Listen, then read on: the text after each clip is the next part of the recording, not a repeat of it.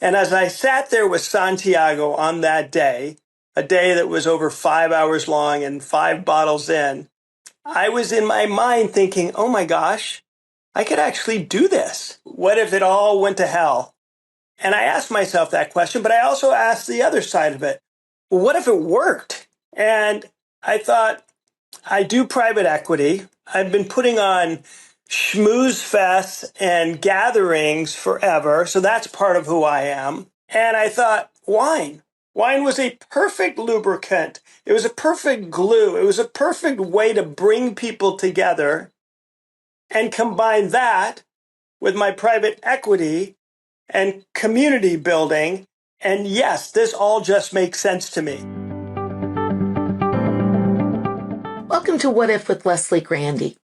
Most conversations about entrepreneurship still center on invention, the new idea, the breakthrough, person starting from zero with nothing but a sketch and a hunch. Yet some of the most demanding entrepreneurial work begins not with a blank page, but with something already in motion. Companies with employees, customers, habits, and history.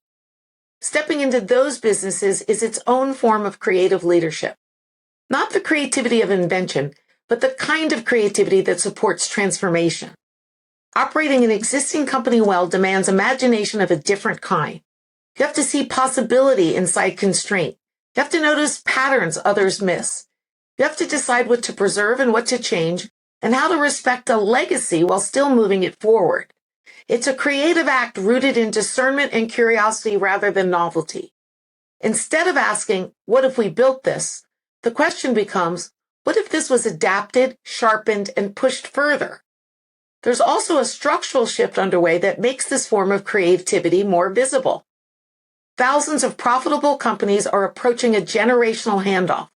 Many are essential, local, and deeply embedded in their communities. And there's an opportunity to not only sustain these businesses, but to accelerate them. At the same time, new tools are changing how quickly a business can evolve once someone new steps in. The result is a different path into entrepreneurship, one that favors people willing to operate, refine, and elevate rather than simply invent. The win is finding the right entrepreneur and matching them to the right opportunity so these businesses advance both technologically and through an expansive strategic lens at a much faster rate. This episode explores that path. It looks at what separates people who can take on a functioning business and make it better from those who can only imagine building one from scratch. It considers how pattern recognition develops over a long investing career, what signals matter when you're backing someone to run a company they didn't start, and why the creative act of operating, done well, can be just as transformative as the creative act of inventing. My guest today, Jon Staenberg, has spent decades investing in people who choose that path and learning what separates those who can carry a business forward from those who aren't well suited for it. He's excited about the generational handoff that is unfolding as baby boomer owners look to pass on the companies they built to a new class of AI native operators ready to modernize and grow them. And we talk about his pursuit of an entirely different type of venture that, perhaps unexpectedly, mirrors the same mindset he brings to his investments, cultivating something over time, working with what already exists, and knowing when to intervene and when to let things develop on their own. I hope you enjoy this episode. My guest today is Jon Staenberg. Jon is a general partner at Agate Hound Fund, the first fund of funds dedicated to search funds. For nearly a decade now, he's been investing in searchers who acquire and operate established businesses, bringing both hard-won pattern recognition and capital to entrepreneurs stepping into their first CEO role. With over 3 decades as a PE investor, Jon has served as general partner in 3 funds managing more than $325 million, been a venture partner in 3 additional funds, and made over 250 angel investments. When he's not evaluating investments, Jon tends his vineyard in Argentina, producing wines under the Hand of God label, a pursuit, he says, that shares more with search fund investing than you might think. Welcome to the podcast, Jon. Thanks for joining me today. Thanks for that nice introduction, Leslie, and thrilled to be here. Well, let's start with those first 2 pursuits. Why did you choose a life that balances both investing and winemaking? And do both pursuits complement each other, or do they inform each other in some way in how you approach them? I think both is the answer. I have always looked at life and what happens next as trying to put the pieces of the puzzle together of saying, what are my passions and what are the things I pretty good at and what are the things that make sense to me as the next thing. And I always try and imagine, how can I take from this and take from that and add to this, and so that it all goes up together. And I'll give you a real life example of that. So what the hell was I doing thinking I should go to Argentina and buy a vineyard? Well, I didn't actually think that. It was an afterthought after I drank some of the most amazing wine I'd ever had in my life. And I looked at this incredible place with these Andes mountains.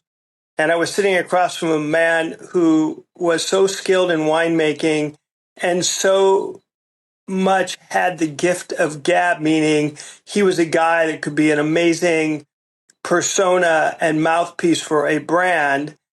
And I just said, I'm happy. Right now, I am happy with this situation. How can I extend that in my life? That's really what the situation was. I didn't go to Argentina thinking I was going to buy a vineyard. And people ask me all the time, by the way, was that a lifelong dream of yours? No, a lifelong dream of mine is always thinking about what would be fun and who would be fun to do it with. And is there a way to do it creatively and differently than others have done it before? And as I sat there with Santiago on that day, a day that was over 5 hours long and 5 bottles in, I was in my mind thinking, oh my gosh, I could actually do this. And so I often approach life with the notion of, I can probably do this. What is the downside? What if it all went to hell? And I ask myself that question, but I also ask the other side of it. Well, what if it worked? And I thought to myself, and that was back in 2007. And I thought, I do private equity. I've been putting on schmooze fests and gatherings forever. So that's part of who I am. And I thought, wine. Wine was a perfect lubricant. It was a perfect glue. It was a perfect way to bring people together and combine that with my private equity and community building. And yes, this all just makes sense to me. And that really is a convoluted way that I came to my conclusion that I could actually do it. I just want to say I love the what if I fail, what if I don't kind of approach to it, because I think there's magic in that for people, right? People jump in and then find out later they could fail and then they're disappointed or they don't have a plan for failure. But likewise, what would it look like if I succeed? And what do I want that? Is that the outcome I actually want for myself? So I love that you're balancing both of those as you're thinking about, does this fit? And then I mentioned to you, I also thought, how could I do this in a way that hadn't been done? Because the world had plenty of wine. The world did not need another brand. But I thought Malbec, I could introduce that to the world. And it's such a lovely wine and relatively unknown at the time. Argentina is super sexy. And I wanted to bring not just wine to the audience, mostly Americans, but I wanted to bring all things Argentina as part of that, a sense of place. I wanted to bring an experience of a wine that maybe they hadn't had before because this winemaker was so special. And so all of those things, and then, if you remember, 2007, right around that time, I thought, oh my gosh, social media. And direct to consumer. And all those things were just starting at that time. And I thought, okay, I come from a tech background. I can integrate those things into my approach. So in my mind, over those 5 hours of drinking and eating with Santiago, I was laying out a roadmap, and I got to the end of the thing, and I'm like, yeah, let's do this. And I sometimes say I took a left turn at Albuquerque, and I'm open to that. At my heart, I'm very lucky. I was given the gift of travel when I was young. And I think traveling is one of the great ways to be open to the world, because especially years ago, you didn't have Google Maps. You didn't have information flowing everywhere. You didn't have translators. You showed up in a place and you kind of had to go with the flow. You kind of had to figure things out. And I take that mindset even today when I'm traveling. I don't always use the technology. And I certainly always think about what alley can I go down as opposed to the main shopping street. And so I was lucky that I was given that gift early, because it helps me framework how to think about any decision. I'm open. Yeah, and so I think there's being open is one thing, but you're actively curious. It sounds Actively like too, curious. right? You're I right. can't get Actively. enough. I will be, if there's a defining piece of who I am as a person, I am the person that closes the bar or the restaurant. I will be the last person there. And I don't do it consciously. I'm just so interested in what is happening at the time and the people and the experience that I'm like, oh my gosh, is it really closing time? And so I am curious. Yeah, I think that's amazing. What if one of those pursuits, winemaking or investing, had to go away? What would you lose? Like what, if you had to make a choice and you had to do just one of those things for some reason that obviously I'm not imagining the specifics, but you could be in a situation where you don't have the capacity or the health or whatever that could create a difficult challenge to continue to pursue both. Which would you double down on, and which would you let go of? That is a very prescient question, Leslie, because I'm letting go of the winery. No, really? Yeah, I've done it for 20 years. Someone made me a very nice offer. Argentina's far away. I've met incredible people. I've had the experience. The wine industry is changing and it's getting harder. I really made a life decision that I want to focus on entrepreneurship through acquisition or search funds or microcap, my Agate Hound Fund. That is what I want to do. I'm so passionate about it, and it's so clear to me. Wine's been great. I have a great cellar. I have great friends. I will continue to enjoy the culture of food and wine. In fact, I'm thrilled because in a month, I'm going to Argentina to celebrate the sale of Hand of God, to celebrate the 20 years, to celebrate what an incredible opportunity was given to me and how much I've enjoyed it. So, if you want to come down, we'll be in Mendoza. We'll be at the vineyard. We'll be having an asado. We'll be eating and drinking and dancing and celebrating, which I don't think people do enough of, by the way, celebrating success, because life is short and we're going to do that. So your question's very timely, and I am doubling down on the PE that I have truly fallen in love with in a way. When I did venture 40 years ago, I saw it clearly. I knew this was going to be a big thing. I had no idea how big and how much it would scale and how much it would change the world, but I loved it. And search has so much of that same feeling. It's really rejuvenated my passion around entrepreneurship, and the people who are doing it inspire me. It's hard to describe. I just got back this week from the University of Texas Business School, McCombs Business School, where they had their very first entrepreneurship through acquisition conference. I was at the beginning of it. I promise you, in 20 years, that conference will still be going. And I was at the first one. So it's You were in technology earlier. You were at Vizio. You were at Amazon. It's fun to have a front row seat to watch something unfold that you know is going to be interesting and change the world. And I truly believe that's what's happening in that arena. So thank you for asking the question. That's what I'm doing, and that's why. And what do you think you might miss? What do you think you'll notice that that maybe isn't fulfilled or satisfied just by doing the and I know you're passionate about investing, and congratulations on the sale of the winery. I'm just curious though, like it feels like it filled a spot for you personally in some way, and maybe it's the social aspect of it, and maybe that won't be lost. But is there something that you know you're going to miss? It's funny. I am not leaving the culture of food and wine. I'm not leaving the people that I've been involved with.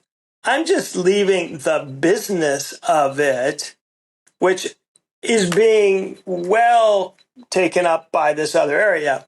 In fact, every month I put on wine dinners in various places, mostly in San Francisco, and I bring community together. I've been doing that for 20 years. And that continues today. I did 3 last week.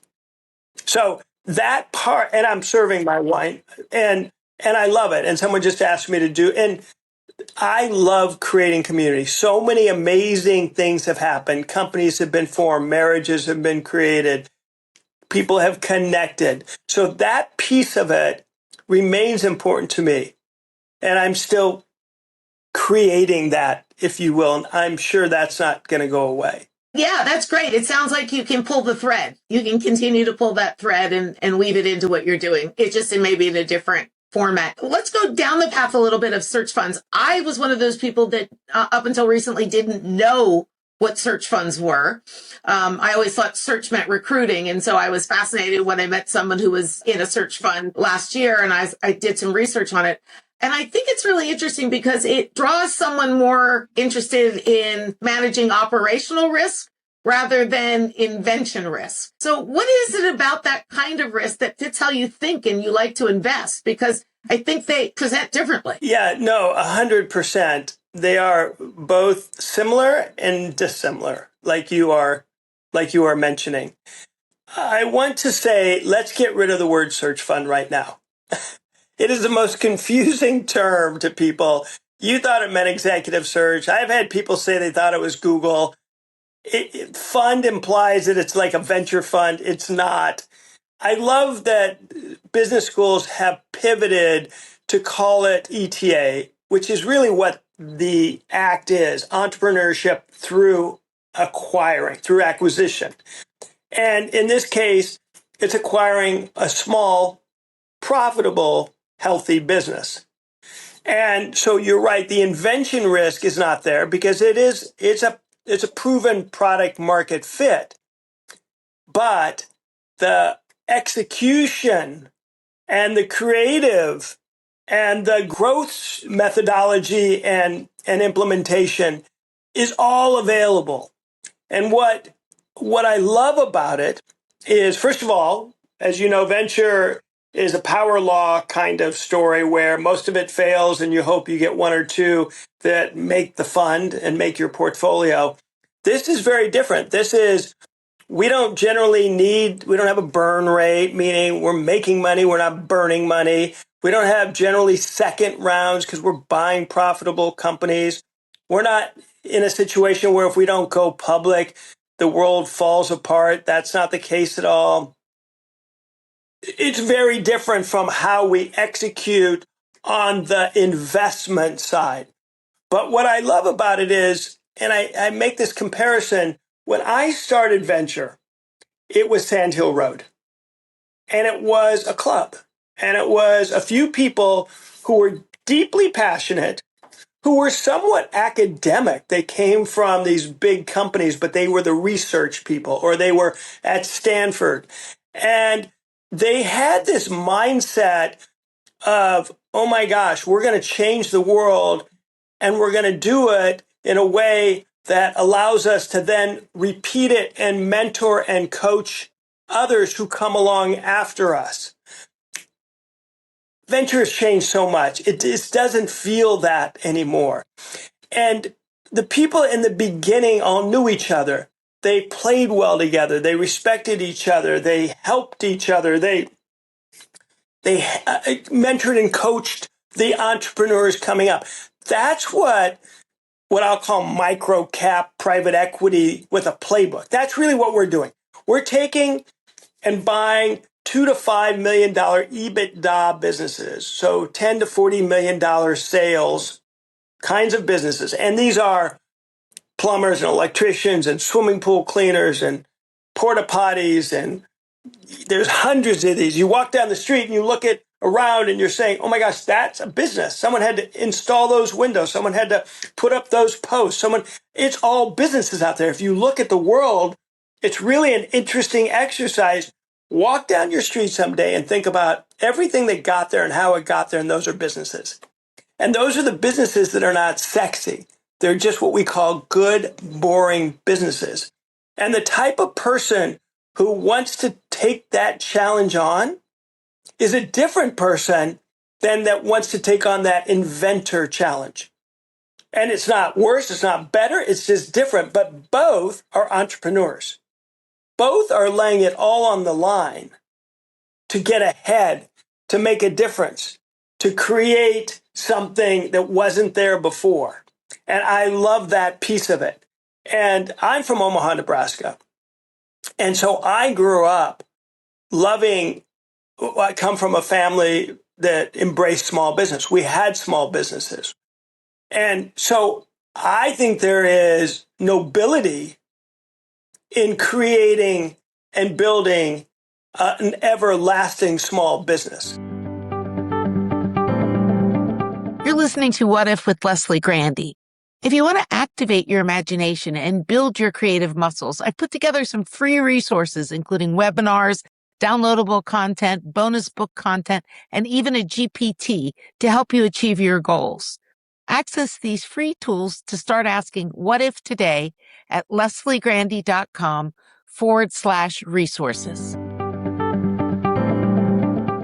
What mindset or temperament makes someone well suited to step into a real business with employees, customer, and history? And what signals do you look for that this is that type of entrepreneur? Great question. So it is all about finding the entrepreneur who is right for this. And one of the things that our model has is it's got an incredible vetting process, because we generally are looking for MBAs out of the best business schools that started at Stanford and Harvard.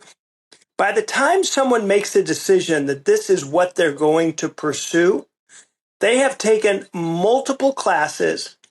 They have met with multiple people who have gone through this, and they have to go out and ask for an investment to do the search part from people who have backed hundreds of previous searchers who have amazing pattern recognition.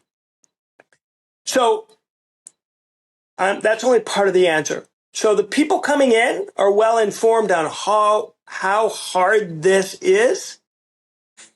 And the people who are backing them are looking for a specific type of person. What type of person? Grit is the number one thing. Tenacity. They have to have a why. Like, why are you doing this? Is it because you couldn't get the investment banking job or the consulting job? Or is it because you're actually pursuing this? Are you running away from that, or are you pursuing this? Are you doing it because it's going to change the trajectory of your family? Is it because you want to send money back to the town in Mexico? It's a real example, where your family is. What's your why? And I think this is a hard playbook. There are people out there on social media saying, oh, just go buy a business. It's so easy. It is not easy. It is messy. It is hard. It is lonely. It's as entrepreneurial as it gets. So I often say there's three types of people generally that do this: immigrants, military, and kids of family business owners who had to sit around at the dinner table and actually hear the day-to-day. That's who does this. you bet on someone, you feel like you have a lot of understanding of the track record that made you successful and a lot of what to look for in the signals of an entrepreneur. But not everything has to work out. I mean, I'm sure there are times where certain circumstances didn't play out as you imagined.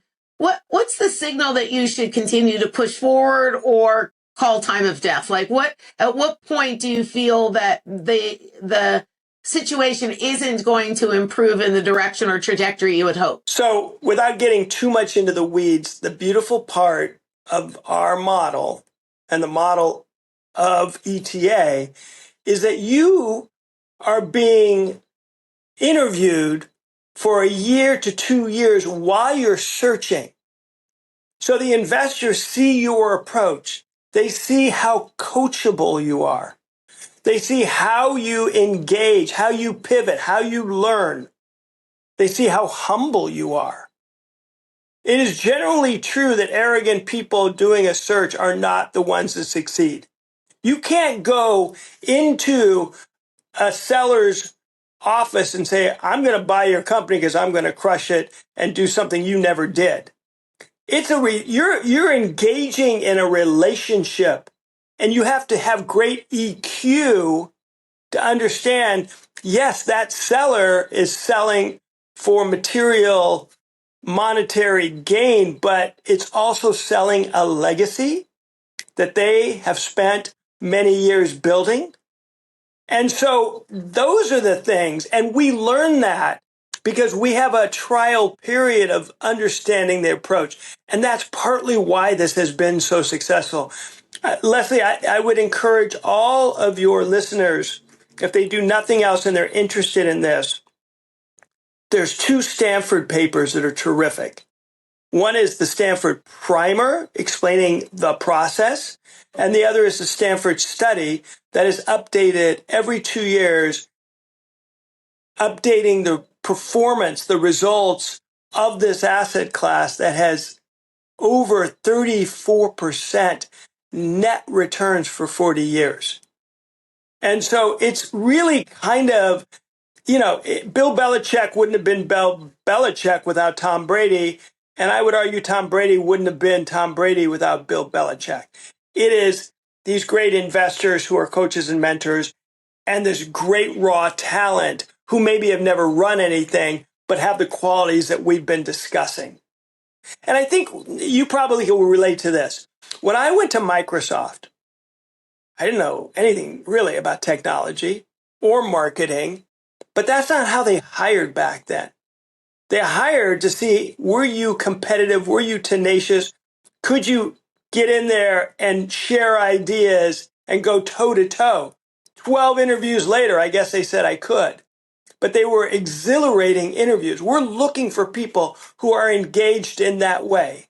That's the kind of people that are going to succeed. I think something you said earlier, I want to kind of pull forward to this conversation, which is your natural propensity to figure stuff out, right? That not just the curiosity, but that there has to be a solution that you can get access to by your own intellect, trying to look for it, trying to pursue a path that solves that problem. If that business, for instance, wasn't succeeding, what do you do to investigate where to fix that problem, right? And it isn't always just the owner not doing things, right? It could be so many other things. And that is a great point. I would make 2 subpoints on that.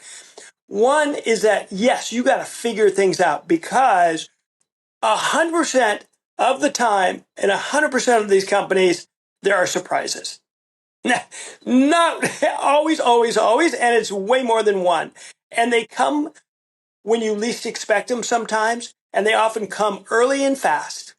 So how are you going to adjust to that? And the great thing about kind of our approach is we have a bunch of people around the table who aren't going to do that work for you, but have seen many of these things and can say, okay, here's one thing to think about, or here's an approach. So that's number one, okay? You're going to definitely see things you didn't expect.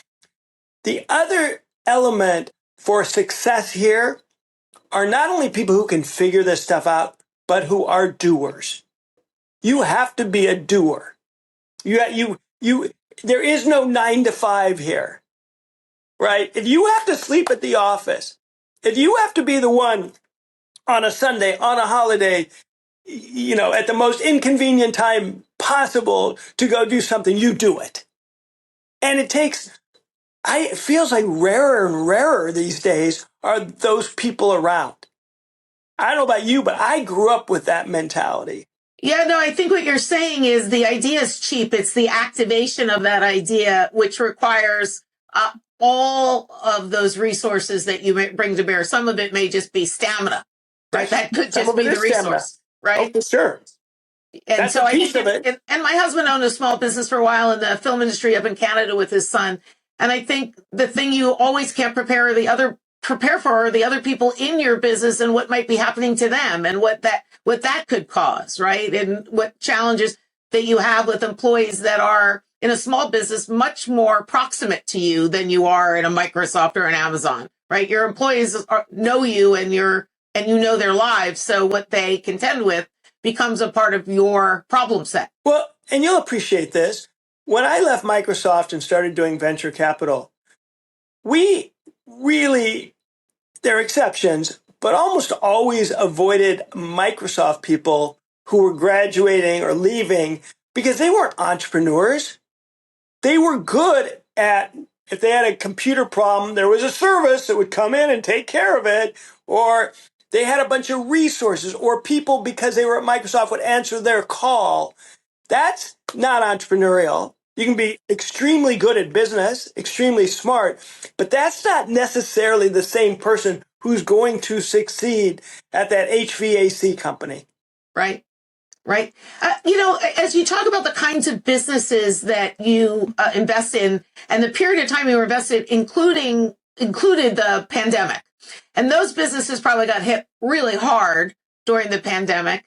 And a lot of businesses struggled, particularly hospitality related businesses or businesses that really had close customer interactions. What do you think has to happen at that scale for this type of search investment to really be at risk? I mean, is there any kind of sort of world-changing event like the pandemic that you see that could really affect the course of success for search funds? Sure. But if that black swan event happens, we got bigger problems than this.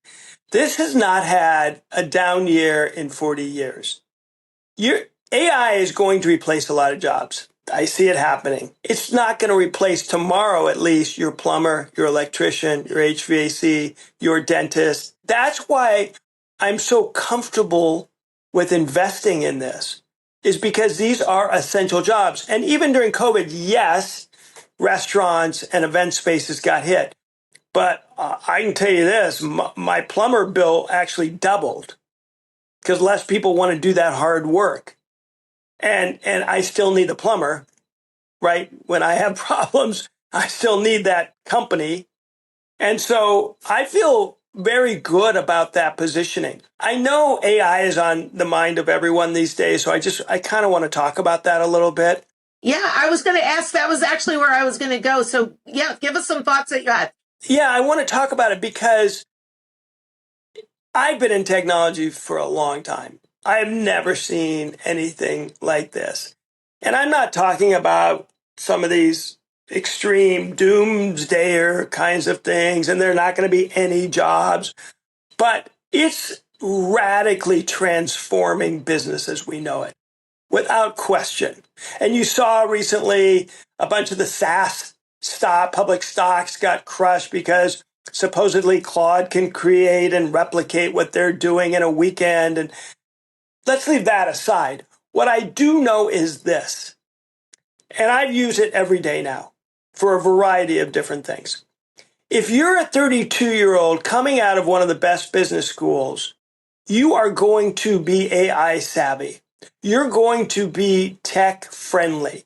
You're going to embrace the tools that can change the way you work, make you more efficient, can change outbound sales, can change your accounting department, can change your marketing.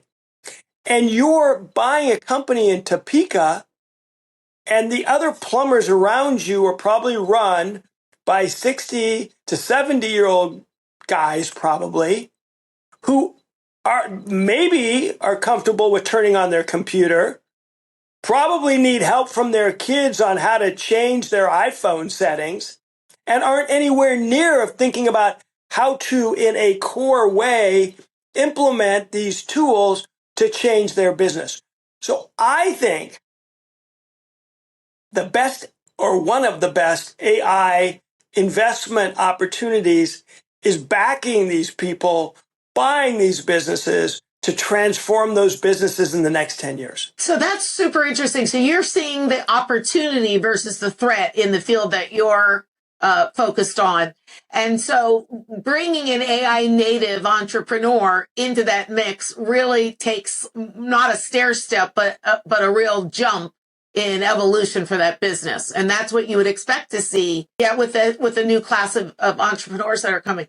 When you think about using AI, though, for yourself, you talk about pattern recognition as a way for you to really understand where to invest and what works and what businesses do well and what the state of a business is that would accept this type of acquisition and this type of entrepreneurial switch from a family-owned business to an outsider coming in. All those things. Is AI going to help you find patterns, find sure. people to you? So is that how you're looking at it? Because it's what's great about AI, right, is pattern recognition. 100%. So I can say, I want to be in a machine parts industry. As a searcher, as someone out trying to figure out I pick 2 or 3 different hypotheses of industries that I might want to go after. Because you can't do them all. You want to get deep, and you want to learn, and you want to be able to talk to a seller and say, I do understand a little bit about your business. You want to go to those trades. So as I'm thinking about whatever industry that is, and in my fund, we'll have over 100 industries represented. So it's a very broad swath. In any one of those industries, I can go to AI and say, tell me, what are the challenges of this industry? What are the trends of this industry? What are the numbers on average? How big can this get?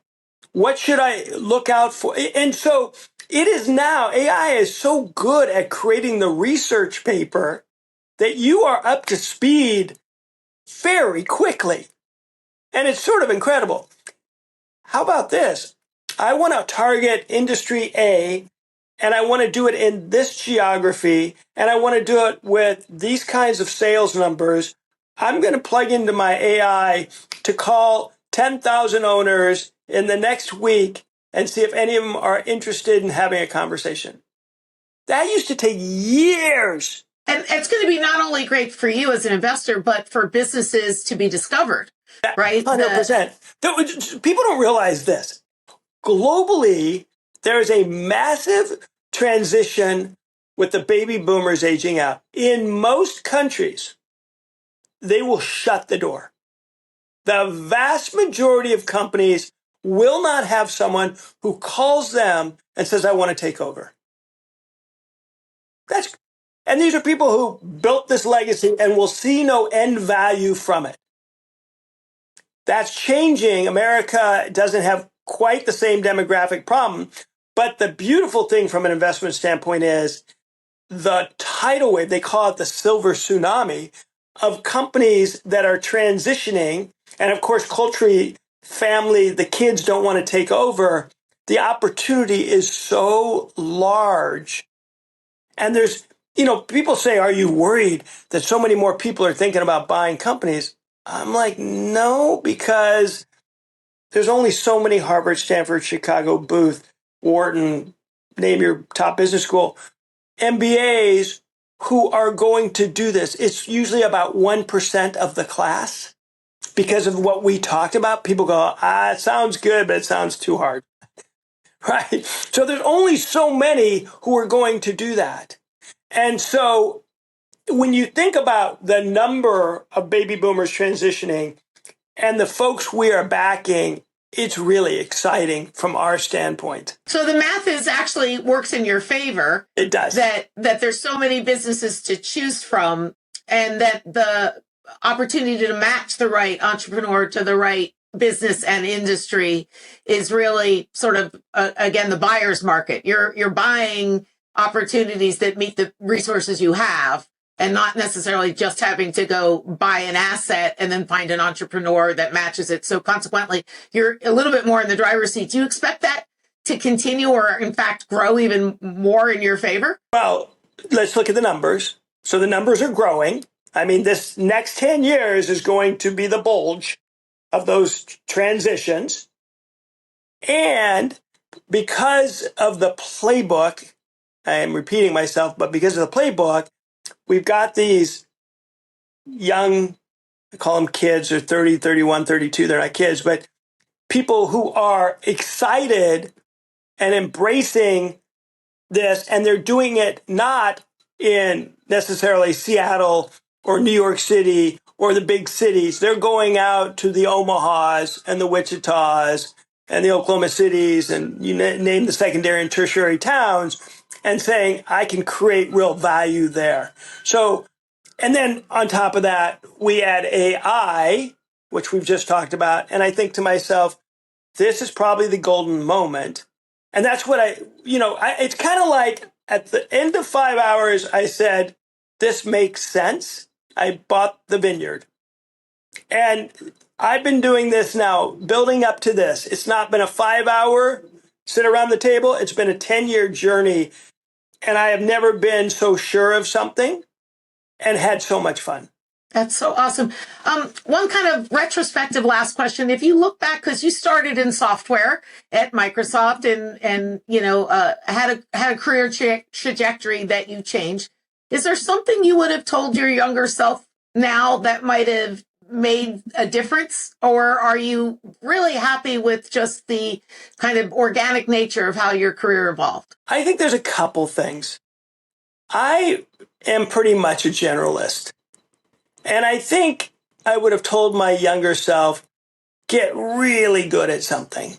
I mean, the truth is I did marketing for Bach software. That is as irrelevant today as you could imagine, right? Get really good at something, number one, so that you can be that person where people go, oh, you, like today, I am almost on a daily basis referred to, oh, you want to know about ETA and microcap P and search funds, call Jon. So I am that guy now. So, but younger self, that's probably what I would have said. The second piece, and I'm pretty good at it, but I had a little more piss and vinegar, as my grandmother used to say when I was younger. And it is incredible how much the world is connected as you go through your career. Do not burn bridges. Authenticity and integrity, 100% will only build a great foundation for you as you go through life. You know, I'm one of these people who I take my cue from Warren Buffett. As he said, at 95, he skips to work. He may not be skipping these days, but you get the point. I'm planning, this is my fun. This is what I want to do for 25 more years. And so knowing that that's my long game, every relationship, every conversation, I really would have said to myself,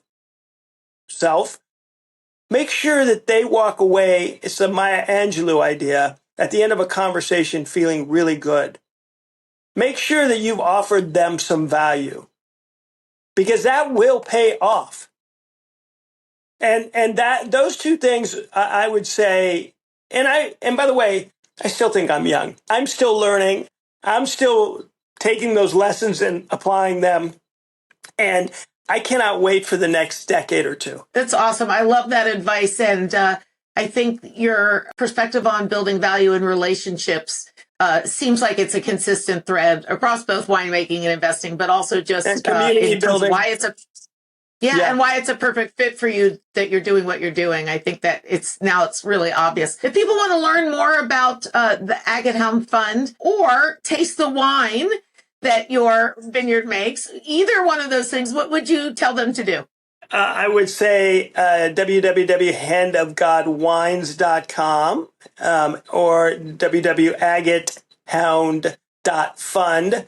or Jon Staenberg. I'm pretty easy to find, and I always welcome conversations. And I'm in Seattle and San Francisco and Mendoza sometimes, but please reach out. I'm very sincere in saying that. And as you can tell, I love talking about all these topics, and I've had so much fun talking to you, Leslie. Thank you for including me. Well, this was great. I enjoyed every moment of it, Jon, and I'm really grateful that you made the time today. Thanks for joining us today. Thank you. I mean it. You've been listening to What If with Leslie Grandy. If you want to learn more about creative leadership in the age of generative AI, subscribe to my Substack at lesliegrandy.substack.com.